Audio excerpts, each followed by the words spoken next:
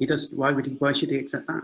Well, he might not accept it, but that doesn't mean it's not true. You know, you were saying you would be able to get him to see that it was true. Well, maybe I misspoke. What I'm trying to say is I'm not saying that. So I'm trying to get myself out of the claim of moral subjectivism. So I can say myself that I don't believe that because you subjectively think that, you know, this is good, and I subjectively think that something to the contrary is good, that we just both have to be right. Like I can still think you're wrong. Now, I might not be able to convince you of that. I might not be able to convince them of that, but I myself would still think that person's being wrong. And you're right. Maybe I did misspeak because I tend to phrase it as, you know, I could convince him that he's wrong. Maybe I couldn't. Maybe I couldn't convince him that he's wrong. If you were both self-conscious subjectivists, neither of you would think that the other one was wrong. Well, I guess the simulation graced you with really perfect eyes because everyone else. No, it's my Father in heaven that graces me with all truth. You better get that. Who is weeping at your pathetic attempt to describe his model? Says you. Says reality. That's the evidence, actually. The reality that we all experience and observe that is actually able to make predictions in which all air traffic is based on, as well as navigation through the sea. We don't use a flat Earth model. We don't use a flat Earth model for airplanes or seafaring. No, we use the globe model because the globe model is the only one that has been shown to accurately make predictions and get you to where you're going. If anyone were to be dumb enough to use your model, they would die at sea. And I think I would like to continue with the idea that there are these flat discs everywhere.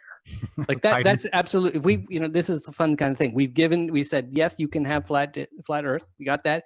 We're not exactly sure how it formed, but generations to come will figure out how this. But Philip, then you run into another problem. Okay, yeah. So we're gonna do what if it's all the planets are flat, but now these flat planets have to be facing us this way. Yes. Yep. Yes. Right? You can't be edge on. And they do kind of tilt in their orbits, and we do actually see, different sides of the planets. So how's that going to work? True. Yeah. Well, everything seems to be racing away from us too. Mm-hmm.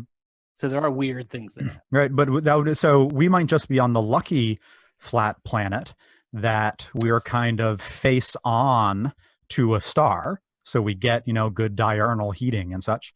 But if you have bad luck and your flat planet is edge on to the sun or the nearest star, then you're not going to be very habitable, right?